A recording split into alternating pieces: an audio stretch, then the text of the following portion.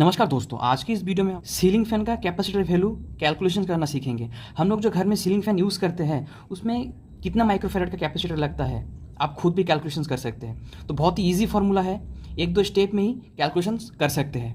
Calculations करने से पहले घर में जो सीलिंग फैन यूज़ हो रहा है वो बहुत ही स्लो घूमने का रीज़न क्या क्या हो सकता है। अगर आपका घर का वोल्टेज कम होगा तो आपका जो फैन है वो भी धीरे घूमेगा। सेकंड पॉइंट क्या है कि आपका जो सीलिंग फैन में जो कैपेसिटर लगा हुआ है वो बहुत ही पुराना हो गया है, 7 साल 8 साल जैसा हो गया है और उसका जो कैपेसिटेंस जो प्रॉपर्टी है वो धीरे धीरे घट गया है। उसके वजह से भी सीलिंग फैंस धीमा घूम सकता है। थर्ड पॉइंट क्या है कि आपका जो सीलिंग फैन है उसका बेयरिंग जाम है, उसके वजह से भी सीलिंग फैन धीरे घूम सकता है।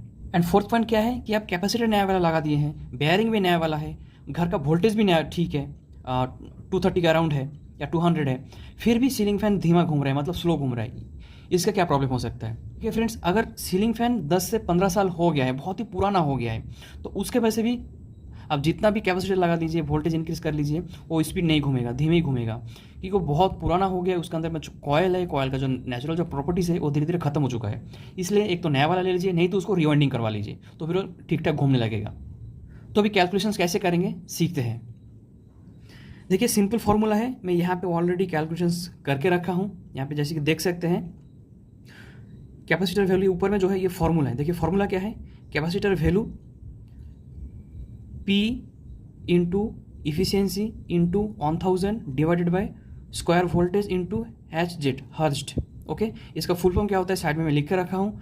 P हो गया पावर, मीन्स आपका जो फैन है कितना वाट का है। बेसिकली फैन जो वगैरह है हाईएस्ट 80 वाट के अंदर ही आता है, उसके अंदर भी 70 वाट रहता है, 60 वाट रहता है, 80 वाट रहता है। ओके, एन जो है हम लोग का इफिशियंसी, वो जो फैन है कितना इफिशियंसी के साथ वो काम करता है, 80%, 90%, 100%। ठीक है, कोई भी चीज़ 100% काम नहीं करता है, 90%, 80% इतना ही रेंज में किसी भी इलेक्ट्रिकल इक्विपमेंट वर्किंग करता है। ओके, वोल्टेज स्क्वायर मतलब वोल्टेज, आपका घर का वोल्टेज कितना है, प्रेजेंटली घर का वोल्टेज कितना है। ओके, एफ हो गया फ्रीक्वेंसी, फ्रीक्वेंसी आप लोग को पता होगा, हम लोग को जो इंडियन स्टैंडर्ड जो फ्रीक्वेंसी है 50 हर्ट्ज।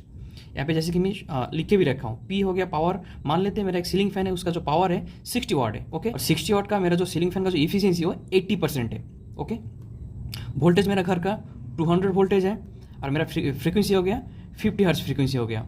देखिए फ्रेंड्स, हम लोग का जो गांव में बेसिकली वोल्टेज ना स्टेबल नहीं रहता है, up down up down up down up down होता ही रहता है। इसलिए गांव में हर किसी का घर में ना स्टेबलाइजर लगा हुआ रहता है। मान लेते हैं हम लोग का घर का वोल्टेज है 200 वोल्टेज। ठीक है, तो यहाँ पे देख सकते हैं ये जो फॉर्मूला है, फॉर्मूला में ओनली वैल्यू पुट करना है।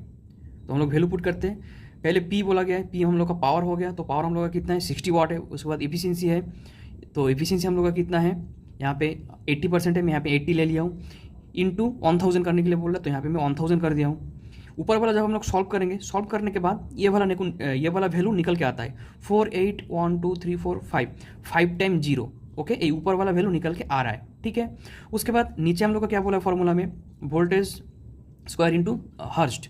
तो वोल्टेज हम लोग का क्या है कि 200 है, तो हम लोग यहाँ पे 2 बार ले लेंगे 200 इंटू 200 इंटू हर्ज हम लोग का कितना है, घर का सिस्टम का 50 हर्ज है, तो यहाँ पे हम लोग 50 ले लिए हैं। ओके, तो नीचे वाला जब हम लोग सॉल्व करेंगे, करने के बाद जो वैल्यू यहाँ पे नीचे देखिए आ रहा है 2 1 2 3 4 5 6 2 6 टाइम 0। ओके, तो नीचे वाला वैल्यू ये निकल के आ रहा है और ऊपर वाला सॉल्व करने से ऊपर वाला वैल्यू ये निकल के आ रहा है। तो ये दोनों को हम लोग को डिवाइड लगा देना है। सिंपल, ऊपर वाला वैल्यू यहाँ पे रख देना है, नीचे वाला वैल्यू यहाँ पे रख देना है। डिवाइड लगाने से यहाँ पे देखिए 2.4 माइक्रोफैराड निकल के आ रहा है। बेसिकली आप लोग देखे होंगे सीलिंग फैन में जब कैपेसिटर चेंज करने जाते हैं तब 2.5 माइक्रोफैराड का ही कैपेसिटर लगा हुआ रहता है। किसी भी दुकान में खरीदने से भी वो लोग उतना ही देता है, क्योंकि घर का वोल्टेज हम लोग 200 एवरेज लेके चल रहे हैं। इसके चलते क्या है कि वोल्टेज कभी हम लोग का बढ़ भी सकता है, 230 भी होता है, 240 भी होता है, कभी कभी 150 भी हो जाता है, 180 भी होता है, मतलब अप डाउन होता रहता है। इसलिए हम लोग एवरेज वोल्टेज लेके चल रहे हैं 200 वोल्ट। इसके हिसाब से हम लोग अगर देखेंगे तो 2.4 या 2.5 माइक्रोफैराड यहाँ पे निकल के आ रहा है। ओके, तो ये जो नॉर्मल वैल्यू है हम लोग के घर का वो ऐसे हो रहा है, इतना वैल्यू निकल के आ रहा है 2.4 या 2.5 ले सकते हैं। ओके, अभी और एक केस देखते हैं कि हम लोग का घर में जो वोल्टेज है 150 है।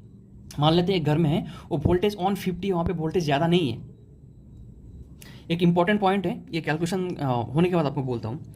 देखिए सेम है वैल्यू, ऊपर वाला वैल्यू हम लोग का सेम ही रहेगा 60, यहाँ पे देखिए फॉर्मूला में पुट करना है 60, यहाँ पे सेम है 60 इंटू 80 इंटू 1000, तो ऊपर वाला वैल्यू हम लोग का सेम ही है, तो सेम ही हम लोग का वैल्यू यहाँ पे निकल के आएगा सॉल्व करने से 4 8 1 2 3 4 5 5 टाइम 0, यहाँ पे जो निकला था यहाँ पे वही निकल के आ रहा है। ओके, फिर हम लोग यहाँ पे सीन क्या है कि यहाँ पे वोल्टेज हम लोग का चेंज हो गया, यहाँ पे 200 था देख सकते हैं, यहाँ पे हम लोग कंसिडर करते हैं मेरा जो घर का वोल्टेज है 150 वोल्टेज है, तो सेम हम लोग ऐसे ही लेंगे, 2 बार वोल्टेज लेंगे 150 इंटू हर्ज हम लोग का 50 सेम ही रहेगा, खाली ओनली वोल्टेज यहाँ पे चेंज हो रहा है।